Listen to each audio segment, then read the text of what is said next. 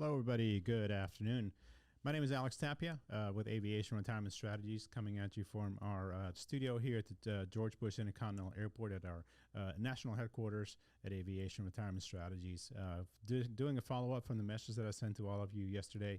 Wanted to give an update, more detailed update on everything that's going on in the world today in the stock markets. I know that you've been watching it. I know it's been very dramatic, and so I wanted to put things into perspective for everyone, because obviously I've been talking to people all day long since early this morning, to the research folks that we get our research from, that we pay, and these are very, very smart people, and these are the people that are never trying to sell anything, or their views are very objective and they're strictly data oriented. Spoke to them all day yesterday about everything that's going on, and one of the main reasons why I wanted to put this out, first of all, we have now a little studio over here that we're able to do this in a much more effective way to communicate with you. So it's finally great that we're able to take advantage of. We've been working on it for quite a long time. My background is not quite finished yet, but I think it's good enough to be able to put something like this out. But mainly, I watch the news. We have TVs on here in the office all day long, watching the financial channels, Bloomberg, CNBC, all the really ones, the Reuters, all the ones that count, that are that we consider to be the most professional. But either way, news channels, TV time is very expensive, and somehow they have to be paid for. And a lot of the things that they say and do tend to be a little bit more dramatic than it necessarily tends to or needs to be. So for the layman person, the regular everyday investor, not that they're not smart or anything like that. It's just that, sometimes it's hard to reading between the lines about what's actually being said and what's actual theatrics that they're trying to make, so that you can tune in just a little bit longer, so that you can watch the commercial break, and because when that's finished, the most important thing is going to be said right after that, and you better stay tuned in, all those kinds of things. So when you have times like this in the market, that's not the time to be listening to people like that, because it skews what's actually important, and that's also what's actually relevant to each and every one of you as an individual investor. Now, that's different for everybody. We totally get that, but it's important to take a look at everything that's going on from a global perspective, and have the proper perspective as it specifically relates to you. So I'm going to explain kind of what's going on in the world today from how we see it. We're also going to talk a little bit about some of the things that we have done and some of the things that we're looking at potentially doing because of what we're seeing at the market, we see the market eventually going in the second half of the year. So I've created a little presentation, a little PowerPoint, so we can kind of stay on track. But we're going to hit the highlights, and if there's anything that you have questions about specifically to you, like I always say, please give us a call at any time. We're always available for you, always here ready to answer your questions, how things specifically relate to you, because some of this may or may not. Everybody's in a different situation. It's important to keep in mind when it comes to your specific individual financial life. You are as unique as a fingerprint, and you are not the same as your neighbor or your coworker, the pilot, the flight attendant, or whatever it may be. Your individual life, you have different unique goals, perspectives, objectives, things that you're trying to accomplish, your different stages in life. So what another person is doing is usually pretty much irrelevant to your specific situation. So keep that in mind as you listen to the news and listen to people talk, because we are here to guide you to your specific, whatever goal that you're trying to accomplish, and we can do that. So if you have any questions, just give us a call. We're here. That's what we're here for. We're your financial advisor, and we're happy to do so. We're always excited to be that. And please give us a call, and we can talk about any concerns or anything at all that you may have. So let's go ahead and get started. So like I said, this is basically just a PowerPoint presentation I put together, so we can just kind of go over the main topics that I wanted to cover today. So and mainly just to address all the things that you're hearing about in the news, because it tends to be very dramatic, like I said, and some of the things about. So let me just put everything together and how it all relates to the overall market. So first of all, let's talk about the volatility this week. Like I said earlier, the volatility has been historic. I can't remember the last time we had this kind of volatility. We had some pretty drastic volatility back in 2020 during COVID, but this is certainly right up there. So today, yesterday, the U.S. today the markets opened up a little bit lower, following the sell-off that we had last Thursday. The last time I checked, right now it's about almost 2 o'clock in the afternoon, and they were up, but they've been up and down all day long. So the volatility is certainly still there. I think the market's still trying to find its footing, but as of this morning, they opened up a little bit lower than they closed at after yesterday's sell-off. Yesterday, pretty much all of the major markets finished lower, over 3%, with the NASDAQ composite suffering probably the biggest one-day loss decline since June of 2020. That's a pretty big drop. So the NASDAQ yesterday dropped 4.99%, or basically 5%, which was a huge, huge drop. And that's due to the technology sector. And if I've said this before, technology stocks, the big ones like Amazon and Nvidia and Apple and Google, Microsoft, all of those stocks, they trade at a very, very high multiple. It means that when these stocks are going up and when these stocks are being invested in, these investors are looking to take that dollar and they're looking for a return way down into the future, because they're willing to pay a high premium because they're pretty sure that these companies are going to be able to pay off years into the future. And so they tend to be a little bit more expensive than a regular stock. When interest rates are going up, which is inflation, that's what they've been talking about, interest rates basically have a direct inverse relationship to the tech sector. Because when there's a high interest rate, something else to invest in other than into a big tech company that's trading at high multiple, investors tend to take money from that sector and put it somewhere where they can get a decent rate of return without necessarily the risk that the tech companies give them. So when interest rates go up, the tech sector really tends to get hurt. So that's why the tech sector right now is down, I believe, as of yesterday, pretty close to 25%.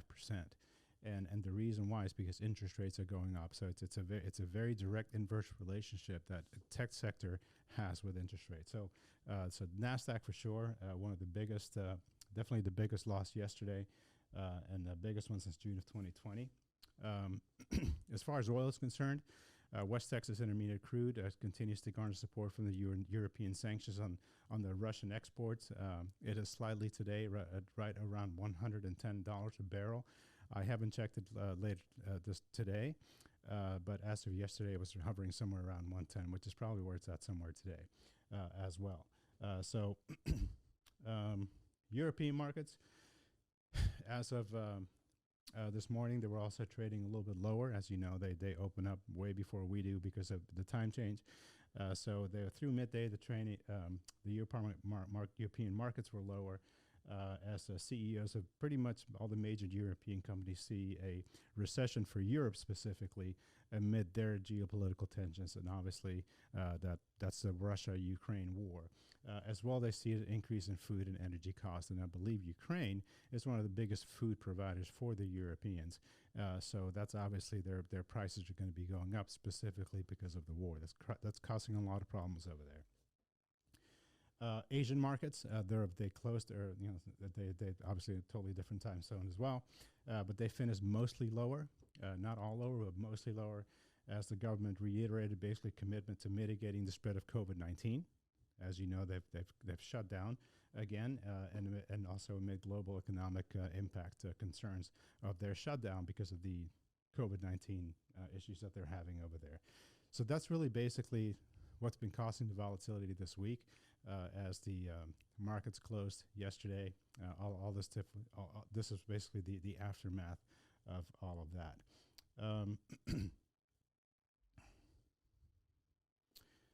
If you look at it from a weekly standpoint, the markets yesterday was a pretty ugly day.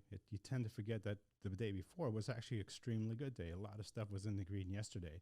So basically all the gains that we made on Wednesday, which was phenomenal gains, again, a historic volatility to the upside that time, was basically erased on Thursday. So really we didn't accomplish anything Wednesday and Thursday. We basically started where we left off on Tuesday morning. But basically yesterday erased all of the gains that we had yesterday.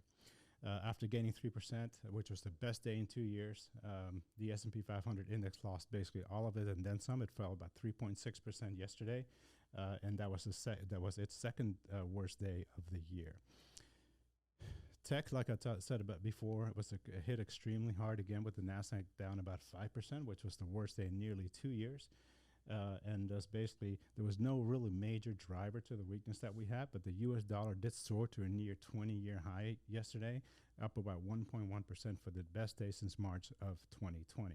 And March of 2020, if you remember, that's when we were in the height of the whole COVID mess during the economic slowdown and the shutdowns and all that kind of stuff.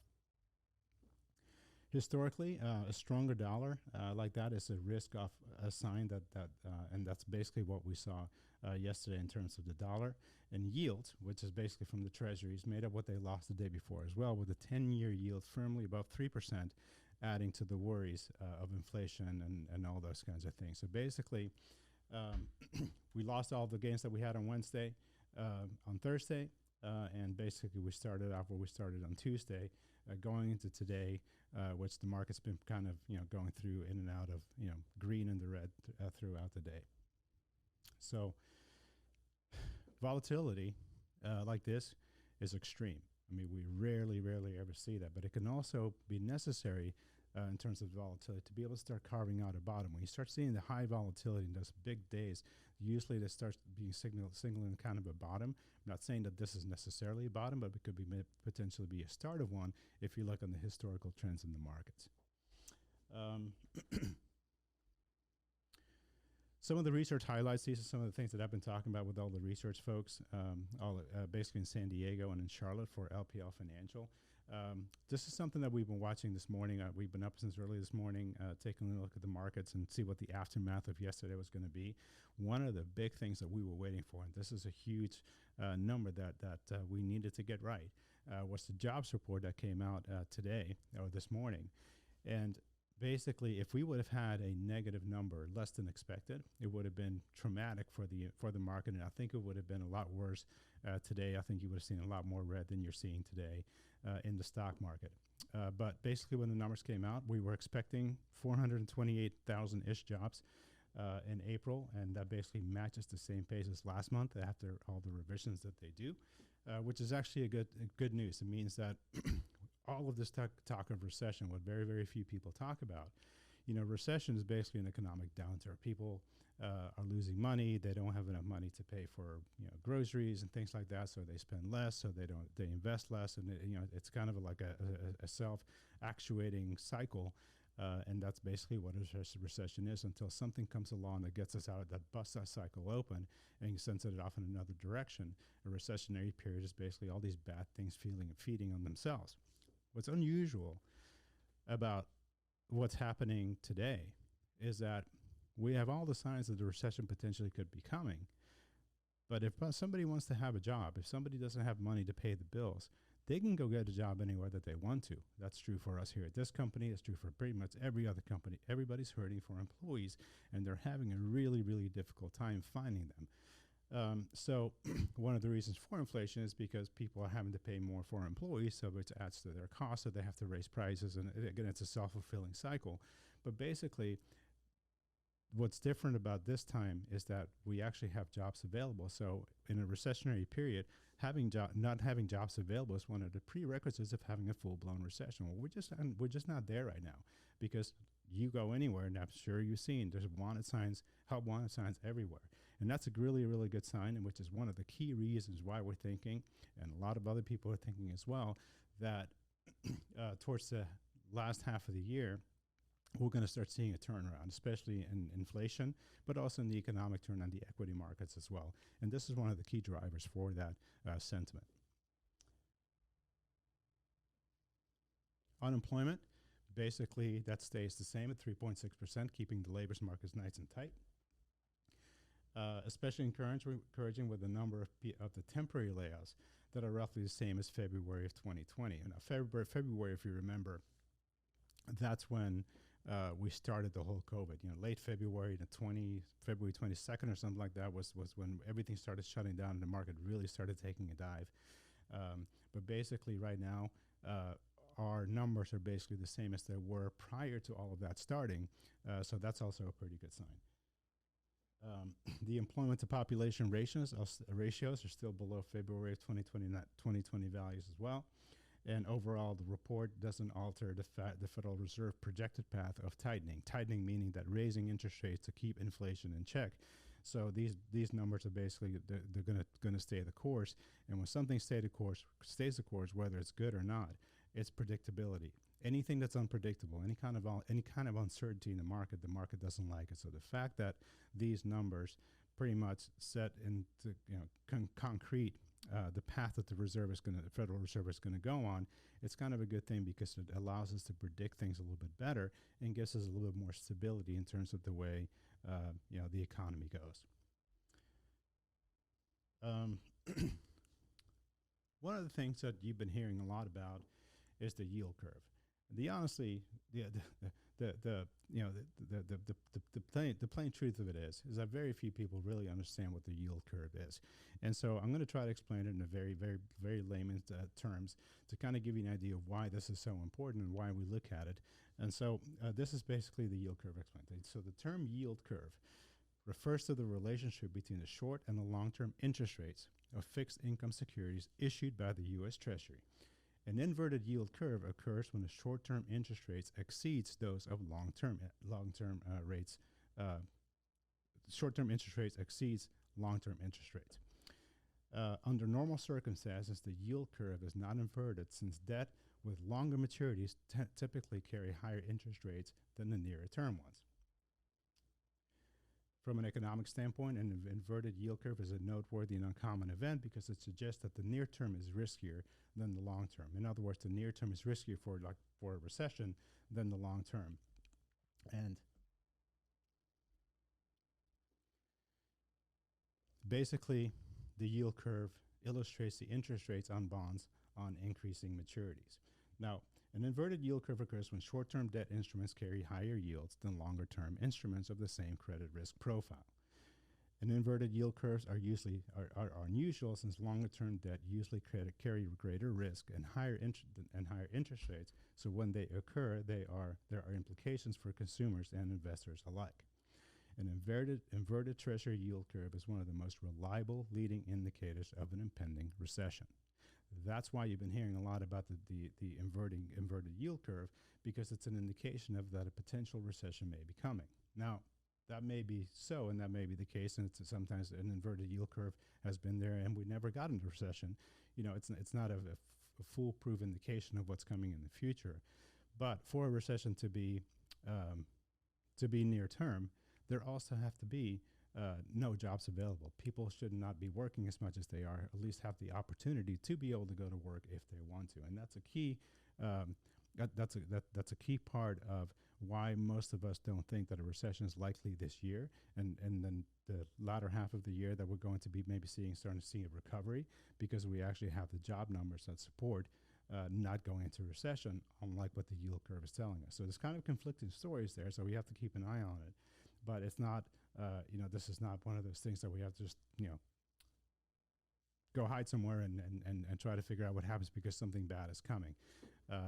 It's a potential indicator, but there's also things out there that are actually indicating the opposite. So it's not a big reason to go panic or anything like that. When you watch the news, every time they talk about it, it's almost like a reason to go panic, and they make it very dramatic. So it's important to understand what it is that they're talking about and put it into perspective as to what's really going on as a whole in the world today.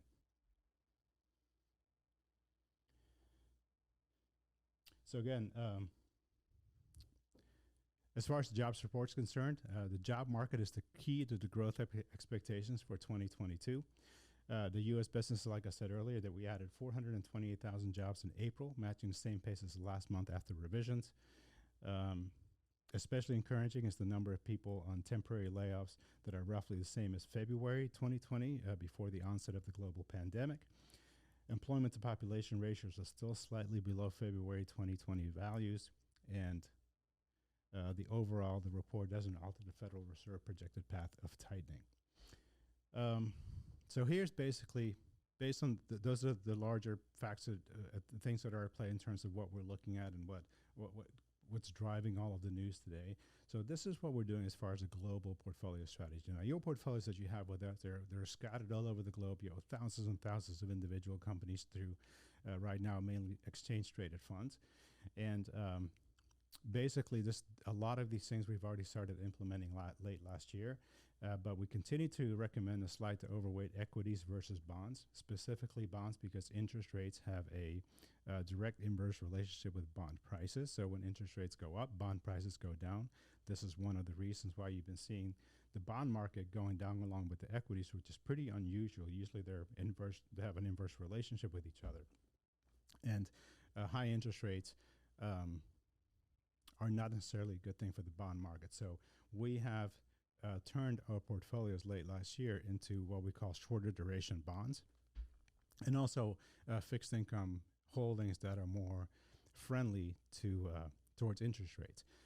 It's just a strategy that we knew that inflation was coming. It's not a surprise to anyone. So we just wanted to get ahead of it. Now, unfortunately, in that world, it's very difficult to get away from the carnage that we've seen in that specific sector of the market.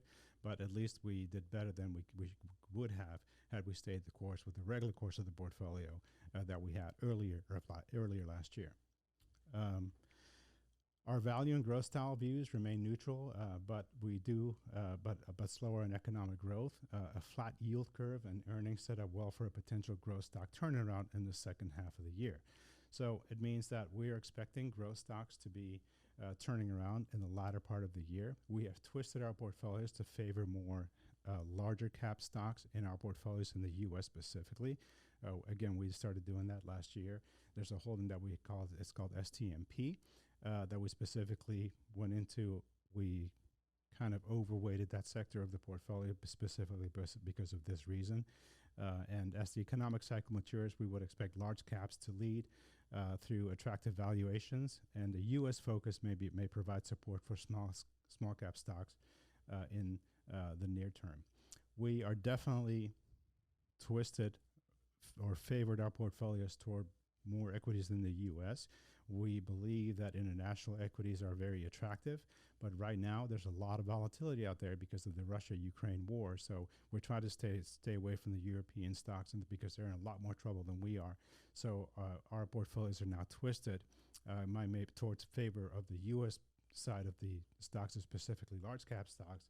And the Russia-Ukraine conflict supports our preference for the U.S. equities over the developed international counterparts. We continue to recommend a slight underweight allocation to fixed income, specifically because of the interest rate. We've already done that. We did that late last year, as higher rates may put additional pressures on the bond returns. Interest rates have long and lazy cycles, about 30 to 45 years. In terms of the last peak of the interest rates was about 1982, and today we're coming off of a trough, which is 2020, so that's roughly about 45 years. So interest rates are actually on schedule to start rising. The challenge has been that they've risen more in the short term than they usually do. In other words, they've kind of spiked because we have to pay for all that free stuff that we gave away since COVID. Somebody has to pick up the tab, and this is the way that we pick up the tab. Not just by taxes, inflation goes up because we have a lot more debt, so our interest rates go up. Our credit rating has gone down because of it, so we have to pay a higher interest rate, and that's one of the reasons why inflation is going up. Now, interest rates, they do have volatility, so they spiked a little bit, but they're also going to be coming down, and we're expecting them to come down. In fact, most of us and most of the people that we've talked to agree that more than likely inflation is topped off, at least for now. It's going to come back down. Not saying long term they won't go up. They absolutely will. But at least in the short term, they're going to start normalizing a little bit, which is going to bring the bond market back as well. So we will be looking to a recovery in that section of our portfolios as well. Short maturity corporate credit and high yield bonds for the income-oriented investors are starting to look a little bit more attractive, specifically because interest rates, we believe that it's kind of topping off, and it should be coming down in the near term, hopefully sooner than later.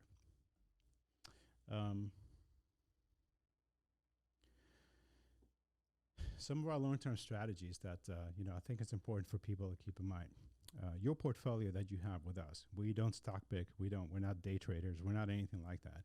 That's just not the kind of company that we are, nor is the company that most of you belong in, because stock picking and being very concentrated in a few amount of stocks is a very, very dangerous thing to do. And this is exactly the time when that comes to light. When if you don't have a fully diversified portfolio, a highly diversified portfolio, you have really, really suffered during this time, because a lot of stocks are way, way down. And if you have a well diversified portfolio, it tends to lower that volatility quite a bit. So in terms of long-term strategy, we're going to stay highly diversified, which is the best thing to do during a time like this. We're not going to try and chase returns. Anytime you're an investor, no matter what you do, you can always look back and say, I should have done that. I could have done that. Man, we should have been doing this instead. That's absolutely true. But the fact is that at the time, you didn't know that that was happening. So it tends to, and mostly what people tend to do is that they tend to chase returns. They'll see something like, hey, this has gone way up. I'm going to go ahead and put in there because it's assumed that it's going to continue to happen. And usually that's not true, especially in a high volatility environment where, every stock can be exposed to any kind of negative news. And whether it's a great stock or not, for the short term, it can take a significant dip. And, it's a good way to maybe lessen the returns, I guess, that you would have over the long term. Do not follow the herd. A lot of folks, they tend to listen to other people because, hey, my neighbor did this, or my coworker did this, or the pilot did that, or a flight attendant did this. Maybe I should be doing that as well. What's so crucial for you to keep in mind, especially during times like this, is your financial life is as unique as a fingerprint. I've said it before, and I continue to say it for the rest of my career. As long as I do this, which will be the rest of my life. Your financial life is as unique as a fingerprint. You do not belong in somebody else's portfolio. Their portfolio doesn't belong in your portfolio. You have a unique set of circumstances, unique set of goals and objectives and family values and needs and things like that make you very, very unique, and you should be investing according to that, not according to what somebody else is doing, because they have a totally different reason probably for doing what it is that they're doing. So don't follow the herd. Stock picking is impossible during extreme volatility. I would have bet on Apple, Amazon, Google, Microsoft yesterday. They were all down around 7.5% each of them. So if you would have said, hey, I'm going to, I think Apple's a great company because I just bought an iPhone, that may be great, but you just lost 7.5% yesterday when the market in total lost, when most of our portfolios only lost like 2.5%. That's a lot of percentage, but in considering what the market did as a whole, that's not a bad thing to do. It would have been a lot worse to be in one single stock and lose 7.5% in one single day. That would be catastrophic.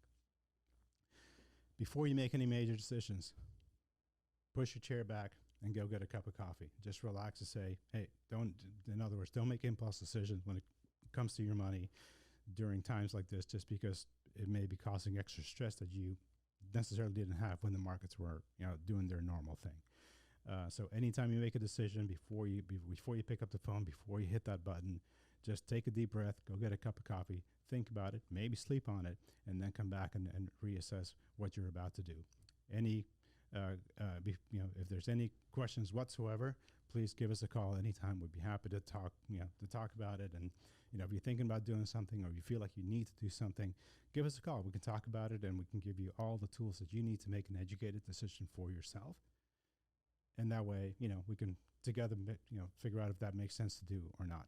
And, if we need to make a change, we'll make a change. But if not, we can just stay the course or do something else, or whatever it is, we can talk about it. So that's it. I hope that that brought a little bit of clarity to everything that you've been hearing on the news. It's Friday right now. It's about 2:15. The market's going to close in 45 minutes. And if you have any questions, please feel free to reach out at any time. We're always available. But for now, have a great weekend. We look forward to maybe even talking to you next week, and we'll see what the week brings. But for now, have a great one. Thank you for tuning in, and we'll be talking to you soon. Thanks.